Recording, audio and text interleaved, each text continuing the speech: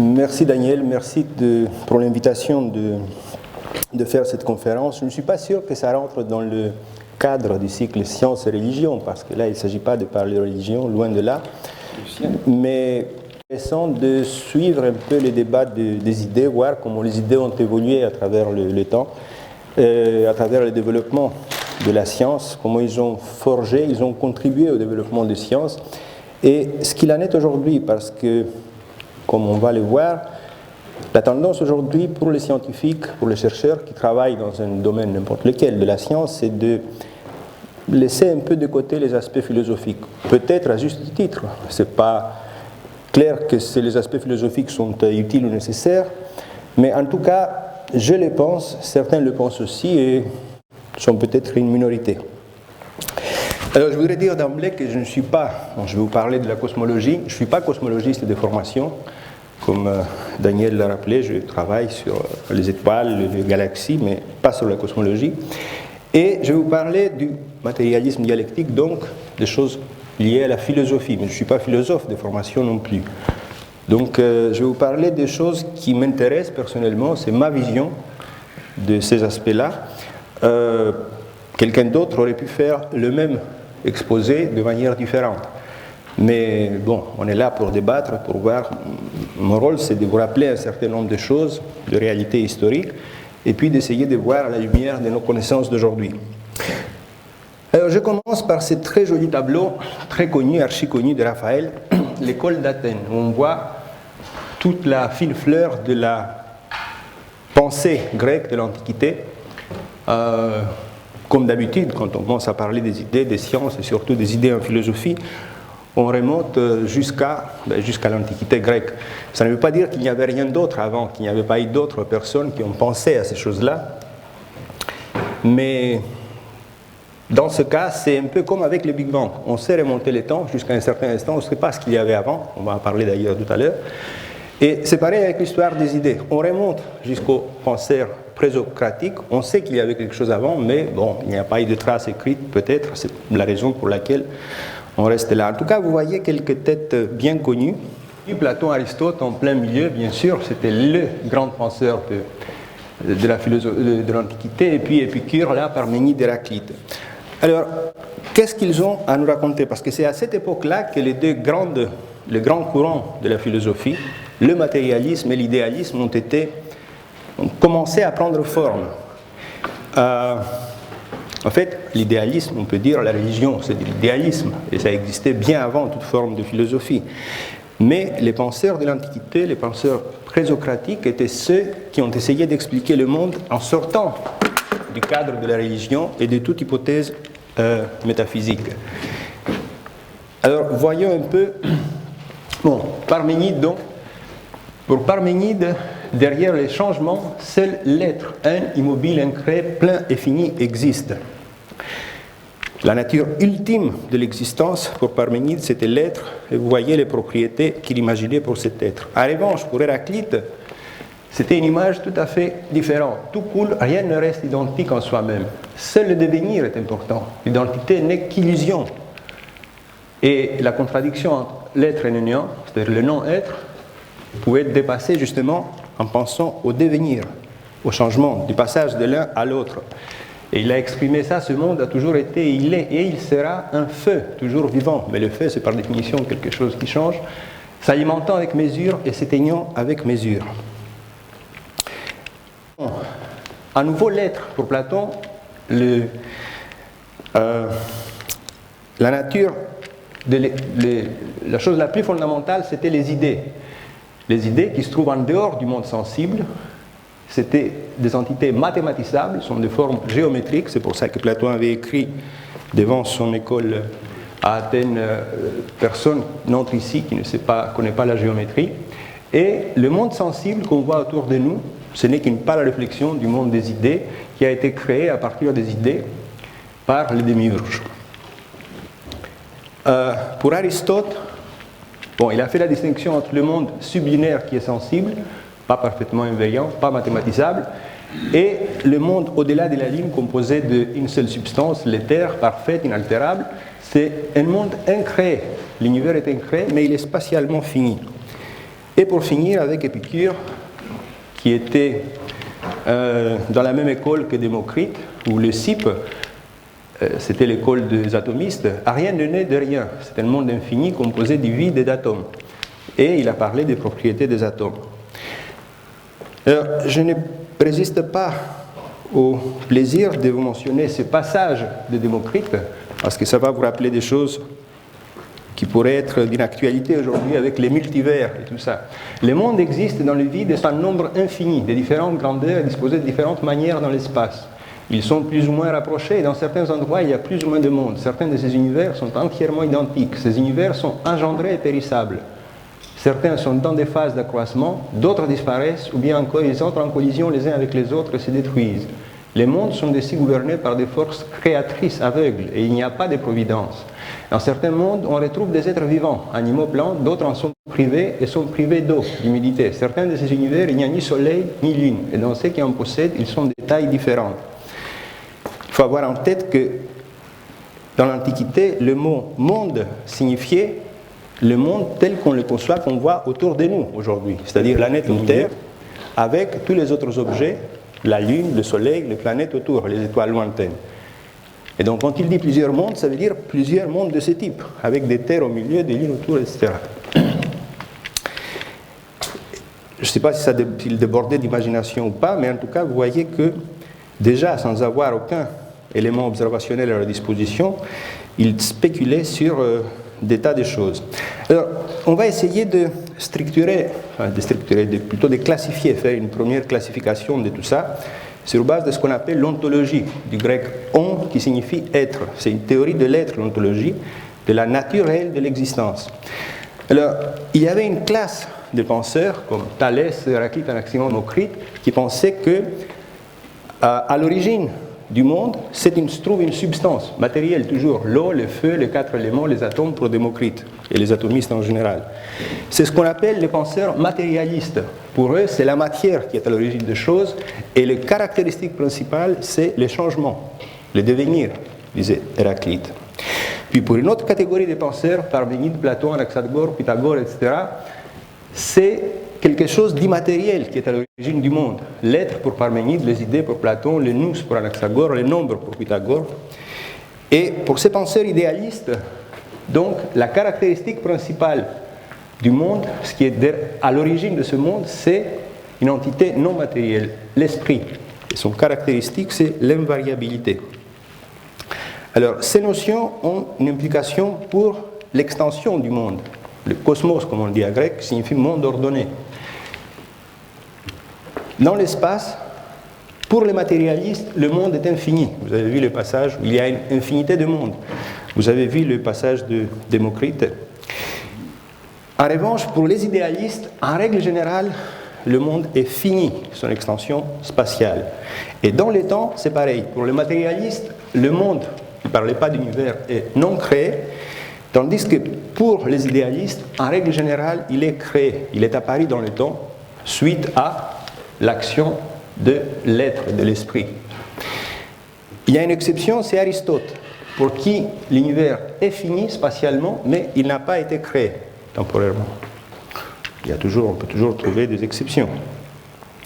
Alors, un dernier point dans cette classification, il y avait une autre. Vous voyez, cette première classe concerne l'ontologie, donc notre spéculation, nos réflexions sur la nature de l'être, de l'existence, de la réalité. En revanche, d'autres philosophes grecs qui sont connus sous le nom des sophistes se sont intéressés non pas sur la réalité du monde, sur la nature du monde, mais sur ce qu'on peut dire à propos du monde, comment on obtient notre connaissance du monde. Et c'est une étude non spéculative qui concerne la phénoménologie. On pourrait dire aujourd'hui qu'elle est liée aussi à l'épistémologie. L'épistémologie, c'est une discipline philosophique, historique, etc., qui s'intéresse à la méthodologie de la science. Comment on apprend les choses qu'on apprend quand on fait notre recherche, quand on connaît des choses sur le monde, comment on les connaît, sur quoi nous sommes basés, est-ce qu'on a le droit de se baser sur ce genre de choses. Et par leur travail, par leur questionnement les sophistes ont beaucoup aidé à clarifier le paysage et ils ont contribué au développement de la gnossiologie. Gnos signifie connaissance en grec, c'est la théorie de la connaissance. Comment notre théorie de la connaissance est élaborée. On pourrait les appeler, s'ils existaient aujourd'hui, des positivistes, en ce sens qui restent à ce qu'on connaît sur le monde, ce qu'on peut dire sur le monde. Ils ne font pas des spéculations sur des choses qu'on ne peut pas dire sur le monde. Par exemple, tout ce qu'on a vu tout à l'heure sur la nature, tout ça, c'est de la spéculation quand même.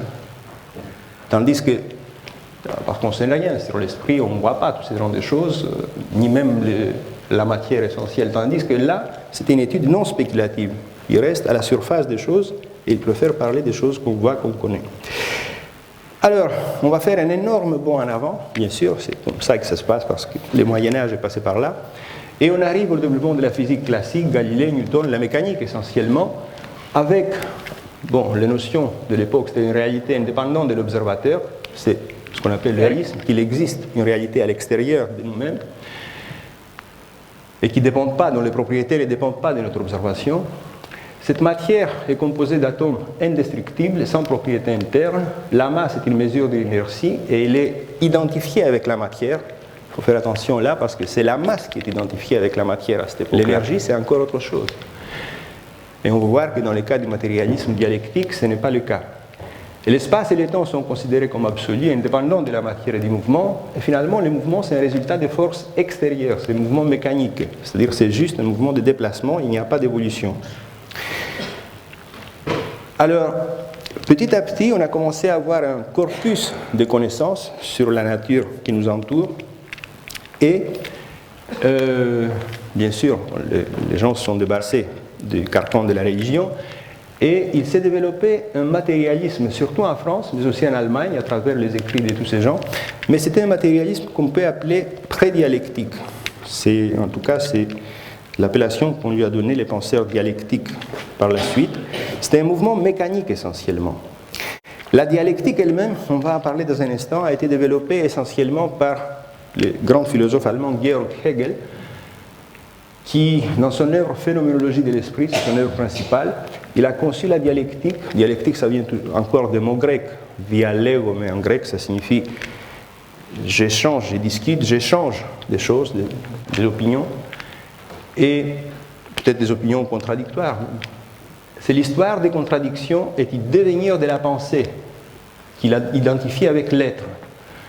Pour Hegel, l'essentiel de l'être, c'est la pensée, c'est une identité. Et grâce à ces contradictions, ça évolue vers l'idée absolue. Donc il y a quelque chose qui change dans le temps. Et c'est ça qui est important, c'est ça qui définit la dialectique.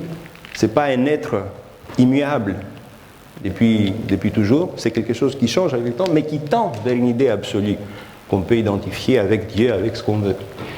Mais comme Karl Marx a fait sa critique, Marx était un disciple de Hegel, c'était une dialectique idéaliste, justement parce que à l'origine des choses, la chose la plus essentielle, c'est la pensée, l'être, et ça c'est quelque chose qui n'est pas matériel. C'est un esprit, c'est quelque chose qui a une intention. Alors Marx disait que la dialectique de Hegel marchait la tête en bas, il fallait la remettre pour marcher tête en haut. Et il s'est attelé à ça. Il faut rappeler que Marx a fait sa thèse sur Épicure et sur Démocrite. Il connaissait bien la dialectique des penseurs présocratiques. Et ils ont profité du développement des sciences au XIXe siècle. Il y a eu des développements fondamentaux, la découverte du rôle de la cellule vivante, la théorie de l'évolution, la thermodynamique qui concerne les transformations entre différentes formes d'énergie. Et tout ça a donné, pas tellement à Marx, mais surtout à Engels, qui était son compagnon de route sur des tas de choses, le matériel pour formuler les concepts de ce qu'il appelait matérialisme dialectique. En fait, le terme matérialisme dialectique a été donné un peu plus tard, après Engels. Engels n'a pas parlé de ça, mais dans son livre fondamental, La dialectique de la nature, il a parlé justement, il n'a pas employé ce terme, mais il a parlé de ces choses-là. Alors, déjà, Engels a constaté une différence entre les développements de sciences au XVIIe, XVIIIe siècle, le matérialisme par exemple, de la maîtrise Diderot, etc., et les penseurs présocratiques. Et il trouvait que malgré le développement des sciences, sur certains points, les penseurs présocratiques étaient en avance sur les gens du XVIIIe siècle. Pourquoi? Parce que pour les philosophes grecs, le cosmos avait jailli du chaos et il s'est par la suite développé, structuré. Il a été le résultat d'un devenir. En revanche, pour les scientifiques de cette période-là, il veut dire XVIIIe siècle, le monde était invariable, résultat d'une création ponctuelle. La science est encore intimement liée à la théologie. On cherchait partout une impulsion externe, extérieure à la nature. La première brèche à cet édifice fossilisé a été ouverte par Immanuel Kant, qui publia l'histoire générale de la nature et la théorie du ciel. C'était essentiellement la théorie de la nébuleuse protosolaire. C'était une théorie cosmogonique, comment le Soleil a été formé à partir de la nébuleuse protosolaire qui a été développée aussi un peu plus tard par Laplace. La Terre et l'ensemble du système solaire sont maintenant présentés comme résultant d'un processus physique, d'un devenir dans le temps. C'est ça qui était essentiel aux yeux de Engels, de ne pas avoir une entité immuable qui ne change pas à l'origine du monde, mais quelque chose qui change, de présenter le monde comme quelque chose qui change, qui est le résultat d'une évolution, en accord avec la théorie de l'évolution de Darwin qui venait d'être publiée. Alors, selon donc, là je résume, si c'est possible de résumer en une page l'œuvre de Engels, le monde ne peut être conçu autrement que dans sa totalité, comme un ensemble d'objets interdépendants et interactions, non pas comme un ensemble d'objets isolés. Ça, c'est quelque chose de caractéristique de la dialectique, de l'approche dialectique. La caractéristique principale du monde physique est d'être en mouvement. Vous voyez exactement ce qui écrivait Engels. L'évolution de tout système est un processus caractérisé par des changements quantitatifs imperceptibles et insignifiants, menant brusquement à des changements qualitatifs majeurs. Les transitions de phase de l'eau en fonction de la température est l'exemple le plus commun.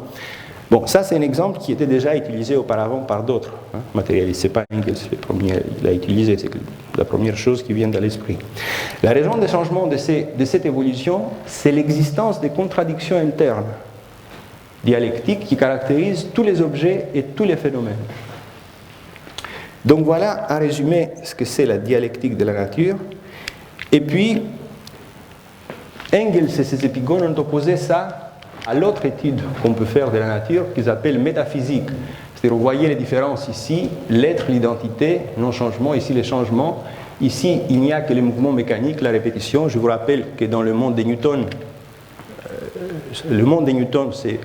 ça fonctionne comme une horloge. C'est-à-dire, les planètes tournent autour du Soleil à l'éternité, il n'y a pas de changement. Si vous laissez le système évoluer uniquement sous les forces mécaniques, les forces de gravitation, vous obtenez une répétition éternelle. Il n'y a pas d'évolution. Les objets sont en rapport entre eux avec la totalité de l'univers, pas des objets isolés. C'est la synthèse des contraires donc, qui conduit au devenir, tandis que là, il y a l'opposition nette des contraires, soit quelque chose est et a une certaine propriété, il n'a pas cette propriété-là. Et puis, c'est une approche non réductionniste qui permet des propriétés émergentes, tandis que là, c'est une approche réductionniste qui ne permet pas à ces gens de voir des propriétés émergentes. Alors, selon le matérialisme dialectique, les propriétés fondamentales de la matière a quelques propriétés fondamentales. Déjà, elle est infinie, elle est sa propre cause, elle est incréée, et donc ne peut disparaître. Et elle est en mouvement, pas seulement mécanique. Le mouvement est le mode d'existence de la matière sans mouvement est aussi inconcevable que le mouvement sans matière. Écrivait Engels dans un livre qu'il a écrit en réponse à un monsieur Düring qui était aussi disciple de Hegel et qui faisait partie du Parti socialiste à l'époque et qui, selon Engels, bon, on va parler de ça un peu plus tard. Alors, l'espace et le temps sont des propriétés consubstantielles de la matière. Ne sont pas des propriétés indépendantes de la matière. Donc, vous voyez déjà que par rapport au monde de Newton, dans lequel l'espace et le temps sont un récipient essentiellement dans lequel bouge la matière, selon la conception du matérialisme dialectique, l'espace et le temps sont des propriétés de la matière et ne peuvent pas exister en dehors de la matière. Ils ne peuvent pas disparaître non plus, puisque la matière ne peut pas disparaître. Et bon, il y avait une théorie de la connaissance, bon, ça c'est encore autre chose, c'est pour comment on connaît, on apprend à connaître les choses, c'est parce que c'est un reflet imparfait de la nature dans notre esprit. Et comme notre esprit est limité dans le niveau individuel, dans le niveau collectif, et comme la nature est infinie, selon le matérialisme dialectique, pas seulement dans l'espace et dans le temps, mais aussi dans ce mode d'existence, dans les lois qui la gouvernent, c'est ça que ça veut dire ici. Donc, quand la nature est infinie, tandis que notre esprit est fini, on n'aura jamais une connaissance parfaite de la nature. Alors, il y a des implications cosmologiques. On va y arriver finalement, parce que là, j'ai passé quand même un certain temps pour... Donc, les implications cosmologiques du matérialisme dialectique, c'est qu'il ne peut pas y avoir création de l'univers, et il n'y a pas y avoir de mort de l'univers non plus. Et en fait, à l'époque, ce qui était plus important, c'était la mort de l'univers. Pourquoi? Parce que c'était l'époque où... Oui, là peut-être j'aurais dû échanger l'ordre de transparent. Bon, c'est pas grave. Là, il parle du début de l'univers. Donc, c'était la primauté du mouvement, du devenir, mais il ne devait pas y avoir un prime mover, comme on dit, un dieu. Si le monde n'a jamais été dans un état où aucun changement n'avait lieu, comment a-t-il pu se mettre en mouvement? Un être aussi inchangeable, surtout depuis l'éternité, ne peut sortir de cet état par lui-même, par ses propres moyens. Il aurait besoin d'une impulsion initiale de l'extérieur, une impulsion qui l'aurait mis en mouvement.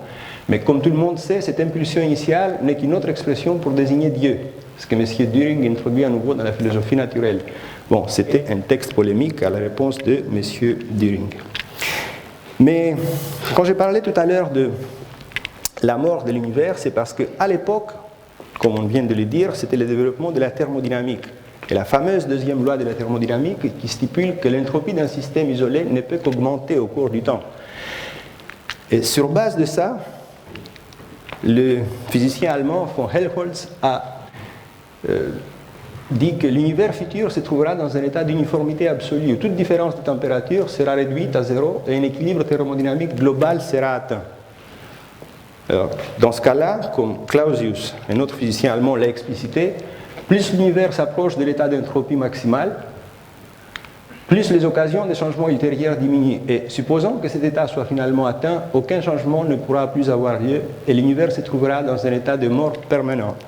Parce que justement, c'est les différences d'énergie entre différentes parties de l'univers qui permettent à l'énergie d'écouler d'un endroit à l'autre, qui permettent à un travail utile d'être obtenu.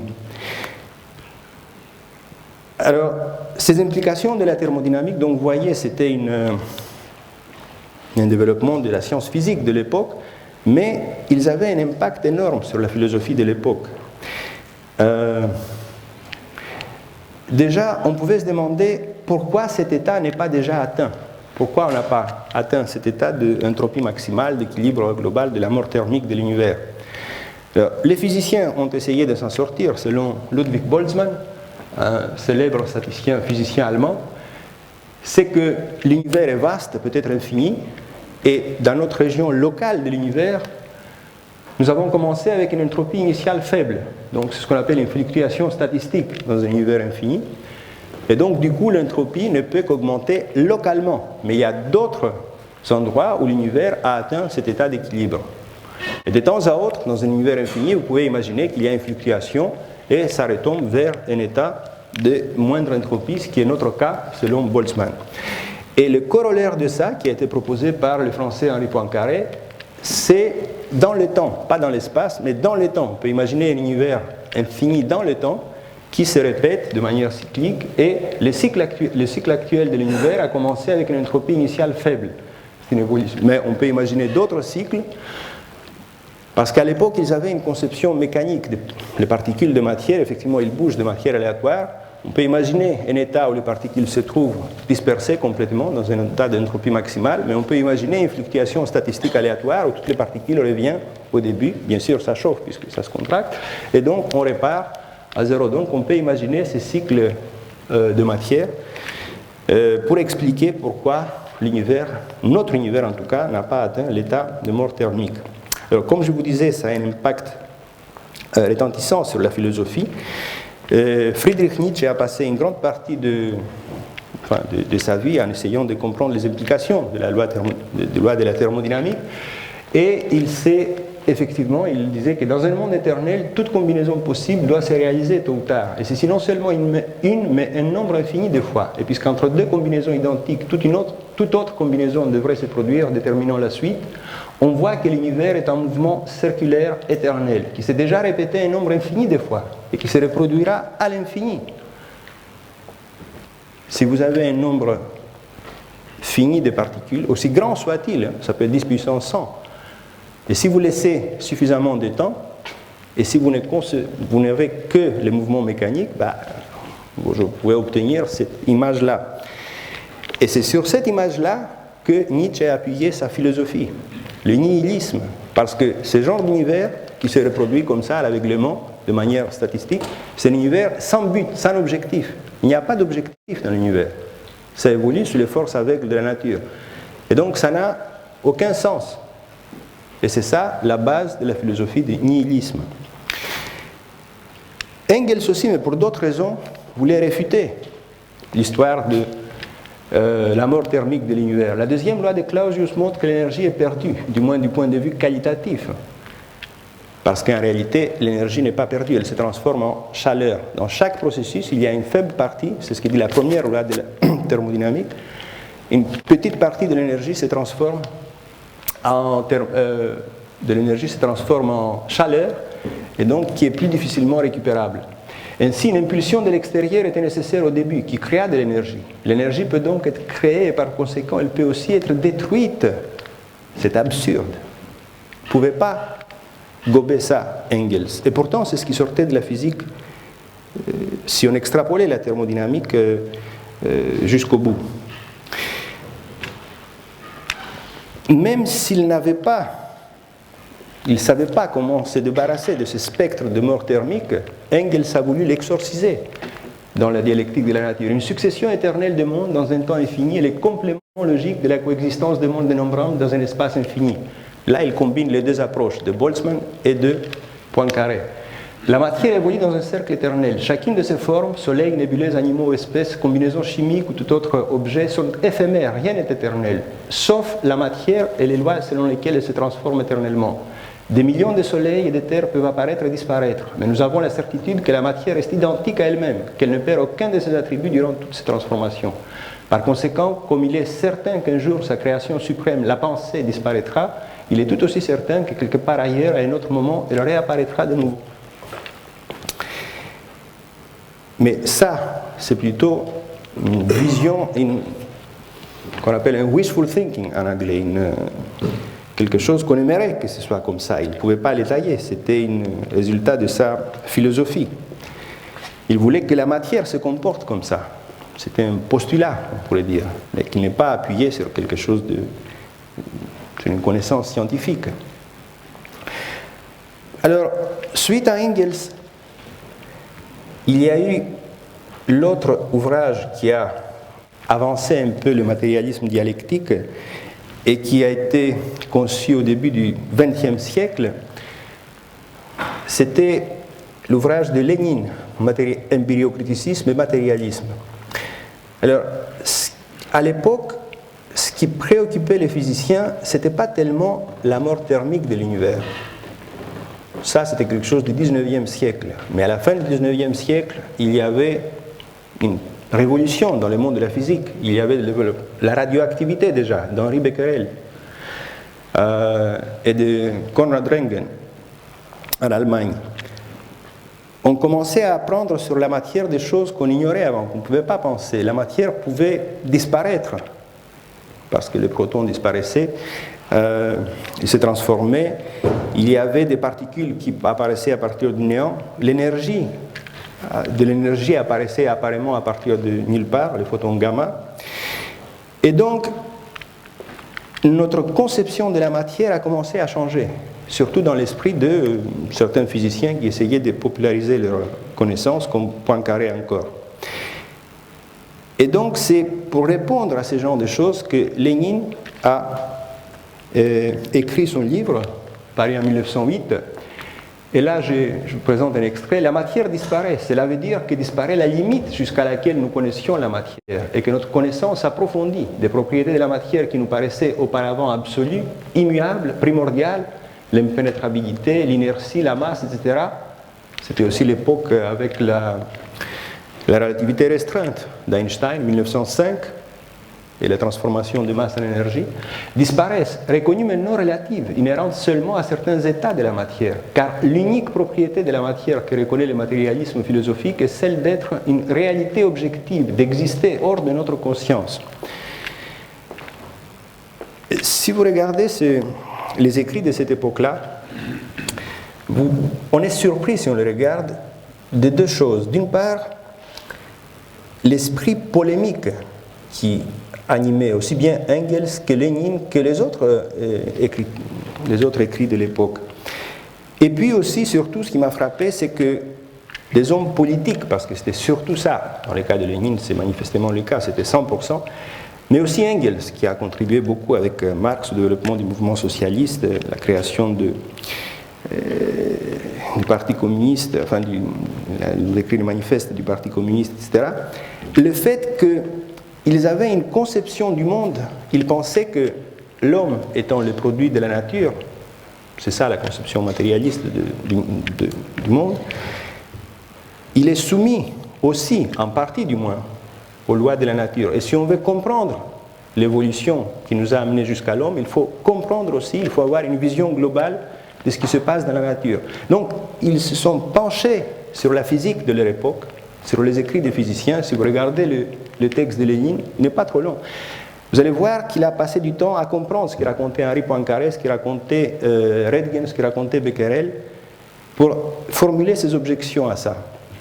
Donc, ces gens-là avaient le temps de se pencher sur l'ensemble des connaissances de leur époque, y compris celles de sciences physiques, ce qui ne se fait pas. C'est inimaginable aujourd'hui de penser que quelqu'un, je ne parle pas de l'homme politique, je parle même de quelqu'un qui est un grand penseur des sciences de l'homme, même s'il a une conscience politique, comme Chomsky par exemple.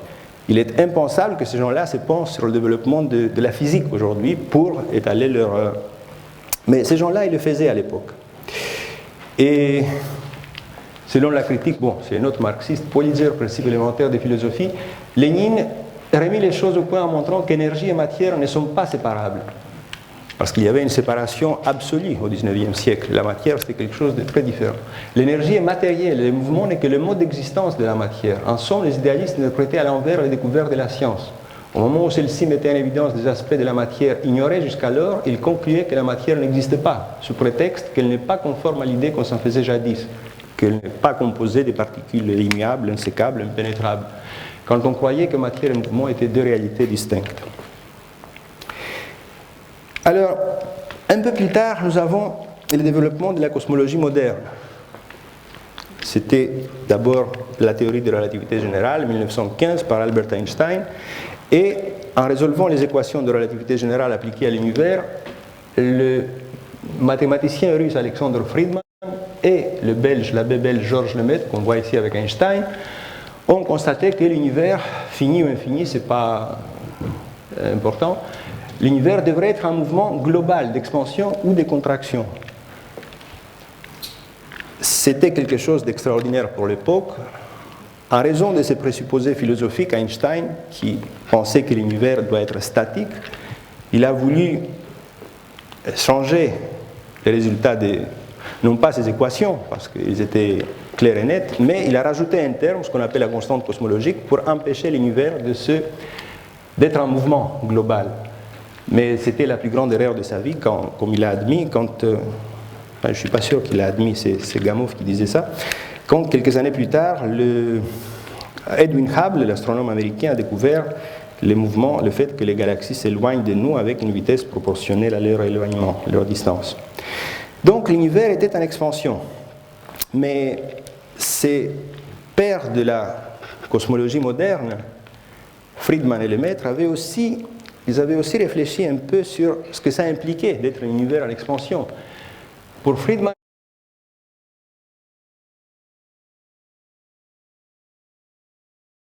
les solutions des équations cosmologiques présentent une grande variété de cas. Il y a des cas où le rayon du monde augmente, d'autres où il change de manière périodique. L'univers se contracte en un point, en rien. Puis son rayon augmente d'un point jusqu'à une certaine valeur, puis il diminue, etc. Cela nous rappelle mythe hindou à propos des cycles d'existence de l'univers, et on pourrait aussi penser à une création du monde à partir du néant. Ça, c'est une phrase qui peut être lourde de signification sur le plan philosophique. Mais tout ceci n'est à présent qu'une curiosité de l'esprit qui n'est corroborée par aucune expérience astronomique. Friedman s'est tué quelques années plus tard, c'était un accident. Il n'a pas continué malheureusement, il n'a pas assisté même à la découverte de Hubble de l'expansion de l'univers. Quant à Lemaître, qui a beaucoup contribué, qui avait des idées physiques assez solides, sur le plan du début de l'univers, il a développé une notion assez surprenante, parce qu'on pourrait concevoir le début de l'univers sous la forme d'un atome unique, d'une masse égale à celle de tout l'univers aujourd'hui. Cet atome hautement instable serait divisé à des atomes de plus en plus petits, par une sorte de processus super radioactif. Ça veut dire ce que ça veut dire, super radioactif, mais bon. Si le monde a commencé avec un seul quantum, les notions de l'espace et du temps n'auraient aucun sens au commencement. Ça, c'est intéressant. Elles auraient commencé à avoir un sens à partir du moment où le quantum original s'est divisé en un nombre suffisamment grand de quanta. Il développe une théorie du temps, parce que vous savez que le temps, c'est quelque chose qu'on ne comprend pas bien même aujourd'hui, où il considère que le temps n'est pas fondamental. C'est quelque chose comme la température. Vous savez que la notion de la température aujourd'hui, dans le cadre de la théorie cinétique des gaz, correspond... Si vous avez une seule particule, ça n'a pas de température, la particule. La température que vous obtenez ici, dans cette salle par exemple, c'est dû au mouvement des particules, des molécules de l'air.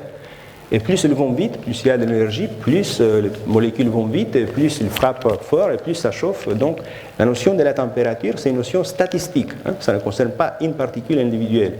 Donc, de la même manière, Gamow a essayé de concevoir quelque chose de statistique pour le temps, pour dire que ce n'est pas une propriété fondamentale, c'est à partir du moment où on a plusieurs particules que la notion du temps peut émerger.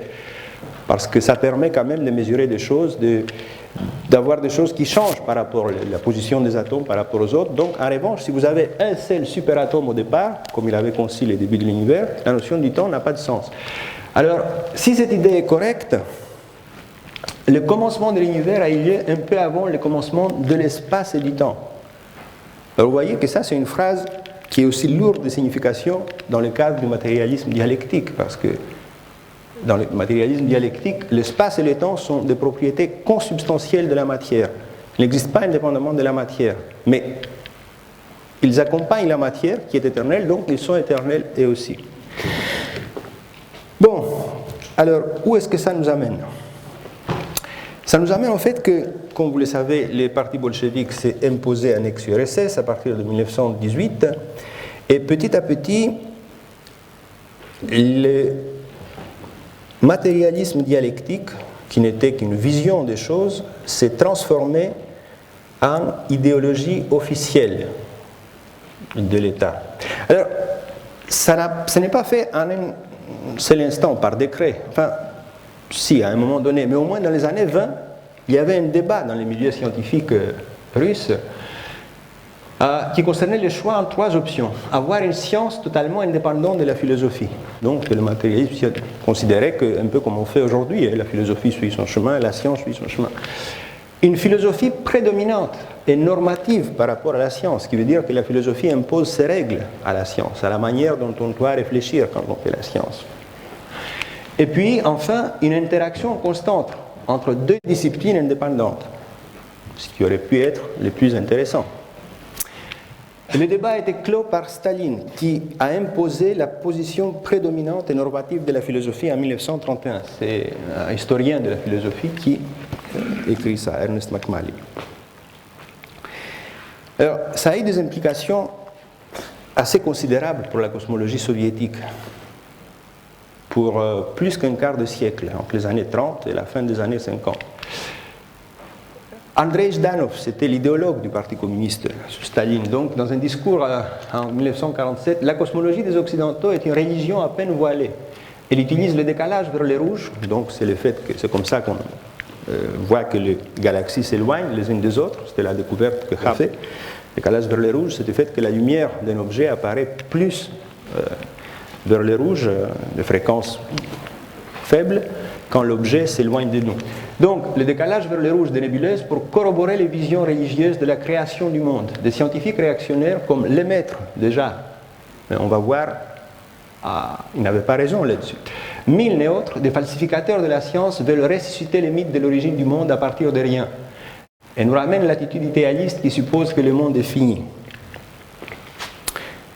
D'ailleurs, je trouvais dans un excellent article, bon, je vais vous donner deux références si vous êtes intéressé à ce genre de choses. Il y a deux références que je vous conseille de lire. L'une, c'est d'un historien et philosophe, c'est plutôt un historien de sciences, Helge Krag, c'est un Danois qui travaille à l'université d'Aarhus. Donc cet article qui est récent, The Universe, the Cold War and Dialectical Materialism, il résume une partie de ce que j'ai dit aujourd'hui.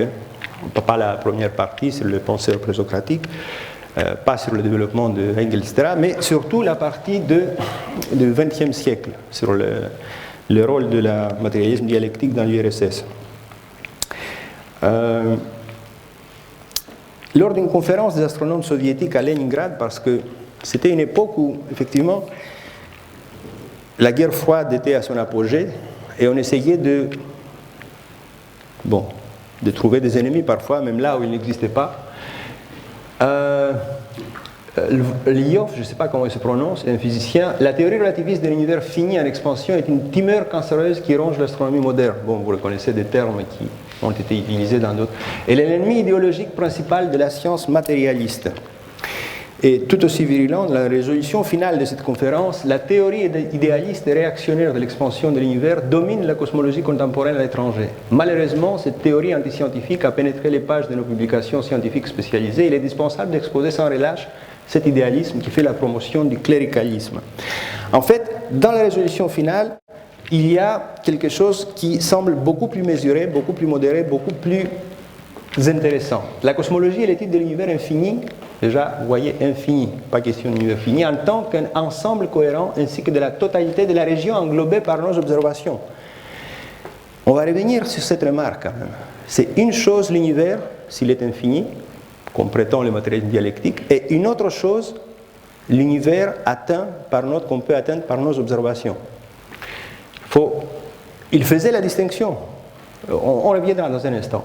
Elle a le statut, la cosmologie, d'une branche indépendante de l'astronomie étroitement liée à la physique. Elle est subordonnée à la philosophie. Là, il ne pouvait pas échapper, c'est Staline qui l'a dit. Et ne peut pas être scientifique sans une base philosophique solide qui contient une théorie correcte de la connaissance et révèle les joies générales de la matière et de son mouvement. Bon, on peut gommer certains aspects, mais il y a d'autres qui sont intéressants. Il ne faut pas jeter tout, hein, le bébé avec l'eau de bain. Alors, à cette époque-là, ça commençait à devenir vraiment chaud, on peut le dire, parce que c'était la fin des années 40. Il y avait bien sûr les bombes à Hiroshima et Nagasaki, mais c'était l'époque aussi où les physiciens d'origine russe, mais qui travaillaient aux États-Unis, George Gamow, avait développé la théorie du Big Bang Show. Parce que je vous rappelle, la théorie de l'émettre, c'était bien sûr l'atome ou l'œuf primordial, mais c'était un Big Bang froid. Gamow a montré que si on veut expliquer l'origine des éléments chimiques, il faudrait un univers où, dans un passé assez lointain, il fasse suffisamment chaud, un univers assez dense, mais les deux vont de pair quand vous résolvez les équations de la cosmologie relativiste, où des réactions nucléaires puissent avoir lieu pour fabriquer tous les éléments à partir de protons et de neutrons au départ. Donc, pour tourner ça en dérision, cette image, parce que cette image suppose qu'on remonte le temps, on arrive à un premier instant. L'astrophysicien britannique Fred Hoyle lui a donné le nom de Big Bang. Big Bang, une grande boom, ça ne veut rien dire. Pourquoi? Parce que déjà cette image était à l'esprit de tout le monde après Hiroshima, lors d'une émission radiophonique à la BBC en 1948. Hoyle, qui n'a jamais été convaincu par la théorie du Big Bang, a proposé sa propre théorie de l'univers stationnaire. Il retient le fait que les galaxies s'éloignent, mais il suppose, il fait le principe cosmologique parfait. Le principe cosmologique simple dit que l'univers est homogène et isotrope. Quand on regarde dans n'importe quelle direction, on trouve la même chose. Mais selon Hoyle, le principe cosmologique parfait dit qu'on trouve non seulement la même chose dans toutes les directions, mais la même chose à toutes les époques du temps. Si on prend des instants suffisamment éloignés quand même. Pourquoi? Parce que dans les vides qui se développent par l'éloignement des galaxies, il y a de nouvelles quantités de matière qui émergent C'est une création de matière continue ex nihilo et qui remplissent le vide, de nouvelles galaxies se forment. Donc, c'est un état stationnaire, c'est un univers non pas statique. Statique, c'est quelque chose qui ne bouge pas, mais un univers stationnaire. Stationnaire, c'est aussi le cas d'un fleuve qui coule. Hein. Vous êtes devant le fleuve, bon, ça part devant vous, ça coule, mais si vous regardez le fleuve, c'est toujours, il y a quelque chose, il y a de l'eau qui coule. Mais ce n'est pas les mêmes molécules d'eau, hein. Les molécules d'eau sont parties depuis longtemps. C'est un état stationnaire dans le cadre de la théorie de Fred Hoyle qu'il a proposée. Donc il n'y a pas de Big Bang, l'univers n'avait jamais été plus froid, plus chaud dans le passé, il est toujours à la même température qu'on voit aujourd'hui, selon Hoyle. Alors ces deux théories se développaient de manière... il y avait un débat très fort dans la communauté scientifique, mais comme il n'y avait pas assez d'éléments pour en juger de la pertinence de chacune, c'était un débat un peu philosophique, et il y avait un reflet dans la communauté scientifique, et surtout, vous imaginez pourquoi les soviétiques étaient exacerbés par ce débat. D'autant plus que l'Église aussi a voulu, et là c'est peut-être le seul endroit où on rentre dans le cycle sciences et religion, l'Église a voulu aussi se saisir de ces développements. Et lors de la fameuse encyclique Fiat Lux de 1951, écrite par le pape Pie, il semble que la science moderne est parvenue à voir l'instant de Fiat Lux, par lequel le livre de Genèse commence, quand un océan de lumière a jailli avec la matière, ainsi que les éléments chimiques qui composent les galaxies. C'était la théorie de Gamow. En fait, Gamow avait prédit aussi l'existence de fonds diffus cosmologiques, qu'il devrait aujourd'hui rester une chaleur résiduelle de cette époque très chaude de l'univers, qu'on a découvert. Ainsi, Dieu existe. Vous imaginez que ces genres de conclusions faisaient les soviétiques sursauter quand même sur le... Et pourtant, ce n'était pas la faute de le maître, parce que le maître, même s'il était un abbé, il était religieux, il a tout de suite écrit au pape pour lui dire que c'est dangereux de faire ce genre de choses, et qu'il fallait retirer cette encyclique. La théorie de l'atome primordial est étrangère à toute question métaphysique ou religieuse. Elle laisse l'athée libre de nier l'existence d'un être transcendantal et ne rend pas plus facile l'approche de Dieu par les croyants. Quand Pascal déduit l'existence de Dieu à partir de l'infinitude de l'univers, il regarde dans la mauvaise direction. Donc le maître séparait, il était un physicien génial, un mathématicien, un très très bon mathématicien, surtout l'intuition physique, mais il savait séparer les deux. Et mieux que ça, il sentait que c'était dangereux de lier les deux. Comme il l'a formulé un peu plus tard un autre philosophe de la science, je crois qu'il s'appelait Bonheur, il est dangereux de chercher Dieu dans les équations, parce que si nos solutions s'avèrent inexactes, il va s'écrouler, il va disparaître. Donc, vaut mieux ne pas mélanger les choses de la science et les choses de la religion. C'était l'avis de le maître. Et donc, sur ce plan, les soviétiques qui pensaient que le maître était, non pas un suppôt de Satan, mais de Dieu, ils avaient tort. Ce n'était pas du tout son intention, avec la théorie de l'univers primordial, de mélanger ça avec la religion. Alors, dans les années 50, et là je viendrai sur quelque chose de un peu plus intéressant concernant la critique de modèles cosmologiques par le matérialisme dialectique. Nous avons aussi le développement, toujours en URSS, d'une critique de ce modèle sur un plan un peu différent. Non pas parce que ces modèles prédisent que l'univers pouvait être fini dans l'espace ou dans le temps, mais cette critique concerne ce qu'on avait dit au départ, si vous vous souvenez, l'épistémologie. Comment on apprend? Comment on peut dire avec certitude certaines choses sur la base de ce qu'on voit autour de nous? Est-ce qu'on a le droit de le dire? Et c'est lui qui a insisté là-dessus, c'était quelqu'un, probablement l'astronome soviétique qui avait le plus d'influence à cette époque-là, Toran Bartsounian. C'était un Arménien. Et vous le voyez ici, ça c'est de l'arménien, c'est un billet arménien. Donc c'était quelqu'un de très très connu. Il a joué un rôle majeur au développement de l'astronomie soviétique. Il était le fondateur et le premier directeur de l'observatoire de Burakan en Arménie. Je crois que Daniel, tu y allais souvent. Il était aussi président de l'Union astronomique internationale. Bon, il a eu le prix Lénine, le prix Staline, il était héros de travail socialiste, etc. Et il a fait plein de choses. Au départ de sa carrière, il a fait sa thèse à l'observatoire de Pulkovo, qui est à côté de Leningrad. Et le directeur de Pulkovo, Gennady Gerasimovitch, Il était tombé, c'était à la fin des années 30, il est tombé à la période de la grande terreur des purges de Staline, donc il a été fusillé comme d'autres astronomes. Tout le staff de Pulkovo est passé à cette époque-là. Et Ambartsumian, qui n'était pas bête, enfin bon, il s'est rangé dans le cadre du matérialisme dialectique, il est devenu membre du Parti communiste, et ça lui a permis d'avoir une carrière, mais il n'a pas...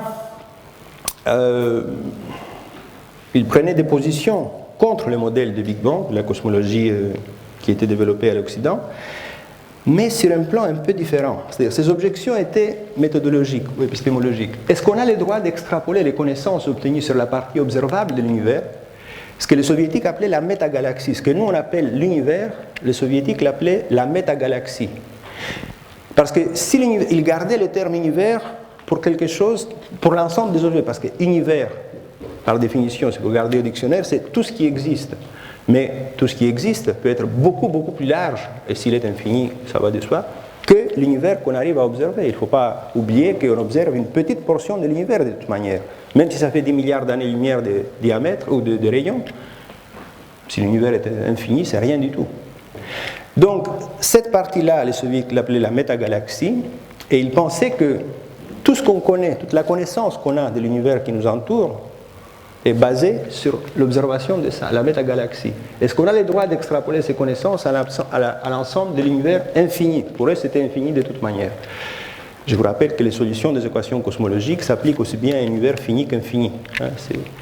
Mais on ne sait pas s'il est fini ou infini. Est-ce qu'on a le droit d'extrapoler ces connaissances dans le passé aussi? C'est très important. Est-ce que les lois physiques s'appliquent jusqu'à des instants aussi reculés? Et puis, quid si l'univers n'est pas homogène à très grande échelle, parce qu'on fait l'hypothèse que l'univers est homogène et isotrope. Maintenant, on a des observations beaucoup plus précises que du temps d'Ambartsumian. À l'époque, ce n'était pas très clair. Vous savez, on n'avait pas de télescope aussi puissant, mais maintenant, on a des télescopes puissants. Et ce qu'on observe jusqu'à 10 milliards d'années-lumière, on ne peut pas observer au-delà parce qu'on sait que notre univers a commencé par un Big Bang. Mais on ne peut pas observer plus loin que ça.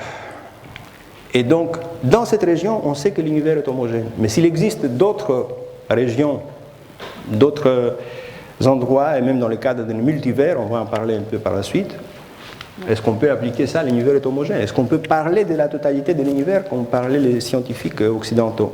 C'était ça la critique des soviétiques à cette époque-là. Ils étaient amenés à admettre l'existence de redshift cosmologique, décalage vers le rouge, de l'expansion de l'univers, mais ils pensaient que ça nous permet de comprendre la métagalaxie, pas l'univers dans sa totalité. Il y a des choses intéressantes aussi sur la thermodynamique et la mort de l'univers.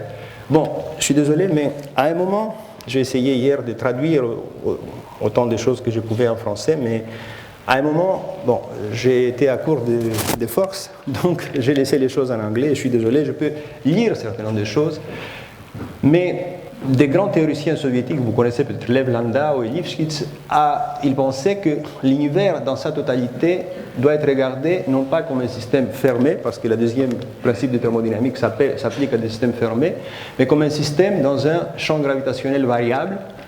Donc, le champ gravitationnel, ça a des implications intéressantes, ça ne permet pas d'appliquer le lot de l'accroissement de l'entropie.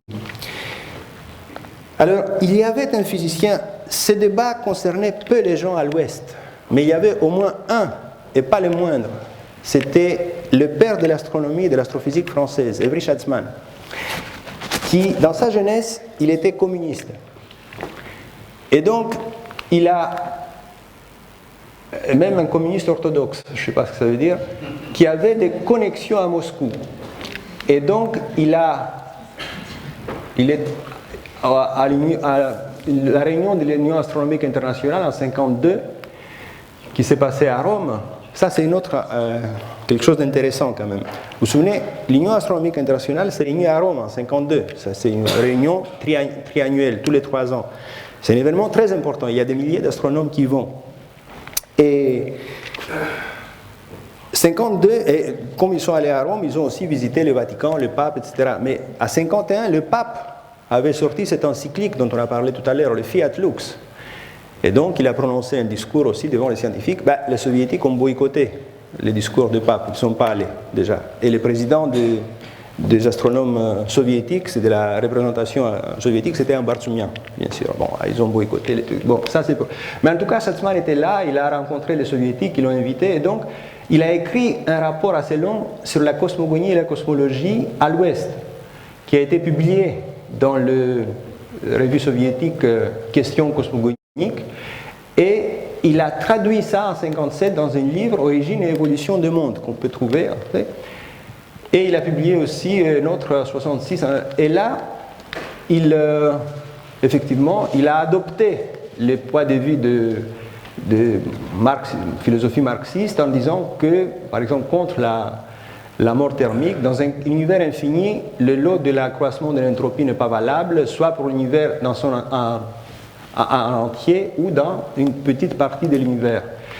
Et comme il a adopté la critique d'Ambartchoumyan et des autres, qu'il y a des raisons physiques très solides qui montrent qu'un univers homogène et isotrope, c'est une image qui n'a rien à voir avec la réalité. Voilà, donc ça c'est la critique méthodologique des fondements du Big Bang. Alors, quoi qu'il en soit, cette position idéologique, cette posture idéologique de scientifique, enfin à l'ex-URSS, a fait que la cosmologie soviétique a été annihilée pendant un quart de siècle. Entre 1934 et 1958, il n'y a eu aucun modèle, aucun travail publié sur le modèle relativiste de l'univers en expansion en ex-URSS. Ce n'était pas qu'il y avait une interdiction formelle, c'était plutôt une autocensure. Les physiciens préféraient ne pas se mouiller de ce genre de choses qui ne plaisaient pas beaucoup à l'orthodoxie officielle. Les modèles étaient discutés quand même. Si vous regardez les manuels, notamment la fameuse série des livres en physique de Landau et Lifshitz, qui est très populaire, qui était traduit aussi à l'Occident, vous allez voir qu'ils sont mentionnés, ces modèles de l'univers de Friedmann-Lemaître, mais seulement comme des entités mathématiques. Un peu comme avant, vous savez que vous connaissez la géométrie euclidienne, vous savez qu'au XIXe siècle, il y a eu des géométries non euclidiennes qui ont été développées, mais on ne savait pas si les géométries non euclidiennes avaient quelque chose à faire avec la nature, avec le réel. C'est seulement après la relativité générale d'Einstein qu'on a vu que de géométrie non euclidienne peut exister autour d'un trou noir, autour d'un champ gravitationnel très fort. Mais sinon, au XIXe siècle, on pensait que ces géométries non euclidiennes, c'était des constructions mathématiques abstraites, qui n'avaient aucun rapport avec la nature. Donc, le modèle de Friedmann-Lemaître était présenté comme ça dans le livre de Landau et Lifshitz, qui faisait une analyse mathématique très poussée, donc la mathématique était correcte, mais prenait la précaution, il ne disait rien sur l'univers réel, comparaison aux observations, etc. Alors, il écrivait, mais on pouvait imaginer que comme les soviétiques étaient contre le Big Bang, peut-être qu'ils auraient aimé l'univers stationnaire de Hoyle. Mais non, il n'aimait pas les modèles cycliques non plus, qui étaient proposés par Friedman, qui était un soviétique pourtant, parce qu'ils concernent des univers finis spatialement. C'est vrai, un modèle cyclique, dans les cas les plus simples, si on concerne une topologie connexe, un modèle cyclique doit être fini dans l'espace. Mais il peut se répéter autant qu'on veut dans le temps. Fini dans l'espace, ça ne va pas très bien parce que la matière doit être infinie dans l'espace aussi selon le matérialisme dialectique. Donc, existe le modèle cyclique aussi. Et les modèles de steady state de Hoyle et Bond, ils étaient out aussi car ils impliquent une création continue et multiple de la matière ex nihilo. On a vu que ça comprend. Donc, les soviétiques à cette époque-là, ils faisaient une critique, parfois justifiée, on va le voir, de modèles de Big Bang, mais ils n'avaient pas de modèle à proposer à la place pour expliquer les observations. Donc, ils se basaient sur le fait que, même si les observations décrivent notre partie de l'univers, ils ne décrivent pas... Alors, la situation a changé à la fin des années 60. Des années 50. Et ça a changé grâce notamment à cet homme-là, Yakov Borisovich Zeldovich, que vous voyez ici avec Andrei Zakharov. Zeldovich, c'était un cas spécial dans la physique. Tout d'abord, il était probablement le physicien qui avait le plus d'impact dans la physique de deuxième moitié du XXe siècle en ex-URSS. Il était un autodidacte, il n'est jamais allé à l'université. Quand il avait 17 ans, il était au Il a visité avec sa classe de collège l'université de Leningrad. Et par les questions qu'il posait, il a visité le laboratoire de chimie. Et par les questions qu'il posait, les professeurs de chimie, je ne sais pas qui était à l'époque, ils ont décidé de le garder à l'université. Donc il a travaillé sur l'expérience, sur tout ce qu'il voulait, et puis sans jamais aller au cours, il a tout appris et il a soutenu sa thèse 5 ans plus tard, à l'âge de 22 ans. Et par la suite, il a suivi toute sa carrière à cette université-là, mais sans jamais faire des études. Et il a contribué énormément, tout comme Sakharov, au développement des armes nucléaires et thermonucléaires soviétiques. Et seulement ensuite, quand les programmes thermonucléaires s'étaient finis, en fait, ils avaient fait toutes les bombes qu'ils pouvaient faire, donc il s'est occupé de l'astrophysique. Donc c'était un autodidacte aussi en astrophysique. Et même s'il a fait des travaux immenses en astrophysique et en cosmologie, il disait toujours que ce n'était pas sa spécialité, que ce qui lui plaisait vraiment, c'était tout ce qui concernait la physique de gaz, les explosions, les détonations. C'était sa vraie spécialité.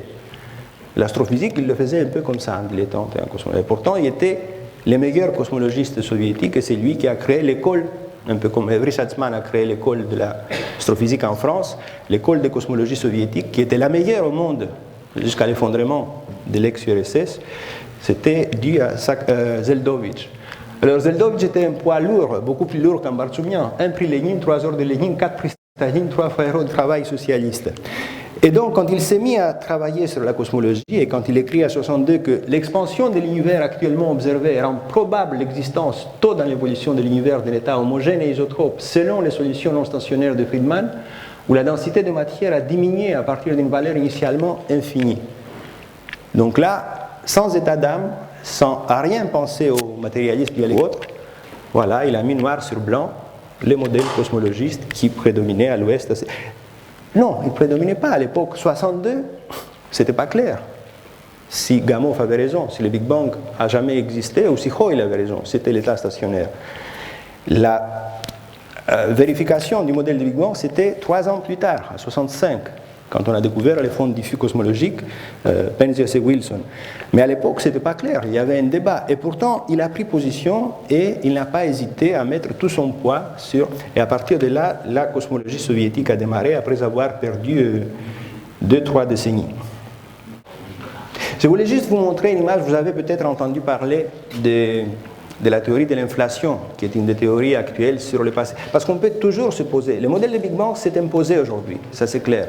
Pour ce qui concerne notre passé, l'univers qu'on observe autour de nous, on pense que ça a évolué à partir d'un état initial très chaud et très dense. On ne peut pas s'approcher autant qu'on voudrait, c'est jusqu'à 10-43 secondes, 10-32 degrés qu'on peut aller aujourd'hui. Il y a eu une phase inflationnaire là. Mais la question qui se pose, c'est qu'est-ce qu'il y avait avant? Est-ce que c'était un point où la matière a jailli de rien? Et il y avait des gens qui pensaient de ça, création de l'univers à partir de rien du tout, dans l'année 80. Mais c'est rien du tout. C'est quoi? C'était le vide quantique. Le vide quantique, c'est la réponse de Frank Wilczek, c'est le prix Nobel de physique. C'est pourquoi il y a quelque chose au lieu de rien du tout. Et la réponse est que le rien du tout, c'est-à-dire le vide quantique, est instable. Il ne peut pas rester stable, le vide quantique. De temps à autre, il y a des choses qui émergent. Donc, vous voyez que ce n'est pas à partir de rien que la matière a été créée. Il y avait une entité matérielle avant même le Big Bang. Et ça, c'est les physiciens travaillent aussi sur la possibilité d'avoir un pré-Big Bang, à partir d'un effondrement, et puis un nouveau passage à notre univers. Même le scénario ekpyrotique, comme quoi c'est la collision des membranes de brains, ce qu'on appelle la physique. Bon. Et puis le scénario d'inflation chaotique, selon laquelle il y a un substrat, un vide quantique, à partir duquel un nombre infini des univers jaillissent, qui évoluent. Un univers peut donner naissance à un autre univers, ou à plusieurs, etc. Et notre univers à nous, ce qu'on appelle la métagalaxie, il est quelque part une infime partie d'une énorme bulle de diamètre de 10 puissance 3000 années-lumière. Donc vous voyez, cette image du cosmos est tout à fait conforme à ce que veut le matérialisme dialectique, c'est-à-dire une réalité objective, incréée, infinie et en mouvement. Sauf que on peut se poser la question, qu'est-ce qui est en mouvement? La réponse de la physique ici, dans ce cadre de ces théories, c'est le vide quantique. Mais c'est de la matière ou c'est pas de la matière? Est-ce que c'est un être immuable? Non, c'est quelque chose qui a des propriétés physiques. Et c'est tout ce qui démontre le matérialisme dialectique. Alors peut se poser, est-ce que la philosophie, comme il demande là, la philosophie a un rapport avec quelque chose à faire à la cosmologie? Là, il y a des avis assez contradictoires. Je vous donne la réponse. Il y a des physiciens qui disent clairement non. Carrément, on ne s'intéresse pas à la philosophie, ça n'a rien à voir. J'ai du mal à comprendre comment certains trouvent des correspondances entre la philosophie et les découvertes scientifiques. Il est vrai que bon nombre de sujets de la physique, l'espace, le temps, la causalité, les particules, ont préoccupé les philosophes depuis longtemps. Mais je pense que quand les physiciens progressent dans la compréhension de ces sujets, ils ne confirment ni n'infirment les assertions des philosophes. Ils montrent simplement que les philosophes étaient hors de leur juridiction en spéculant sur ces sujets. C'est l'avis de Steven Weinberg, prix Nobel de physique. Et Richard Feynman, un autre génie, prix Nobel, était encore plus incisif. La philosophie de la science est aussi utile aux scientifiques que l'ornithologie aux oiseaux. Ça ne sert strictement à rien. Et pourtant, et là je viens au deuxième article, si vous voulez lire quelque chose sur la cosmologie et la philosophie, pas le matérialisme dialectique, c'est ce très très long article d'un cosmologiste sud-africain, George Ellis, qu'on avait eu la chance d'avoir à l'IAP il y a quelque temps, Issues in the Philosophy of Cosmology. C'est un article de 80 pages environ, très détaillé. Et là, il montre clairement pour quelle raison que la critique d'Ambartsoumian et autres n'était pas sans fondement. Il y a toujours des présupposés philosophiques dans ce qu'on fait en cosmologie qu'on ne peut pas ignorer et qu'on ne peut pas se débarrasser de ces... À une certaine limite de nos connaissances, on est obligé de faire des hypothèses philosophiques, des natures philosophiques, et le fait que les gens, que certains cosmologistes ignorent les choix philosophiques qui sont derrière leur théorie, ça ne veut pas dire qu'ils n'acceptent pas des points de vue philosophiques. C'est-à-dire qu'ils fondent les philosophies sans les savoir. Bon, je préfère terminer donc avec l'image du début. Vous avez Platon et Parménide, là je sélectionne les deux. Alors, je vous rappelle, c'était des idéalistes qui considéraient que l'être et l'immuabilité est à l'origine du monde. Et donc, il est vrai que dans la physique théorique aujourd'hui travaille avec des invariantes. On cherche des choses qui sont toujours conservées. Hein, dans le temps, c'était l'énergie, maintenant on sait qu'ils ne conservent pas, mais dans la physique théorique actuelle, il y a essentiellement des entités géométriques abstraites qui sont conservées, des symétries, par exemple, des groupes de transformation de symétries. Et ça, bon, on pourrait dire que ça s'identifie avec l'être de Parménide, parce que c'est des choses qui sont invariables. En revanche, pour d'autres comme Héraclite ou Épicure, on a vu par la cosmologie moderne que ce qui compte dans l'univers réel, c'est l'évolution, le devenir. Alors, lesquelles des deux visions du monde est plus proche de la réalité? Est-ce que c'est l'invariabilité? Est-ce que c'est le devenir? Mais le devenir de quoi, au juste? Le matérialisme dit le devenir, l'évolution de la matière. Mais c'est quoi exactement la matière? Et je pense que même si on dit comme ça le vide quantique, on ne peut pas se débarrasser de cette question. Donc je crois que c'est un débat qui a commencé avec les philosophes présocratiques et qui va continuer à l'éternité parce que c'est quelque chose qui dépasse le cadre de la physique. Ça restera à jamais un sujet philosophique. Voilà, je vous remercie de votre attention.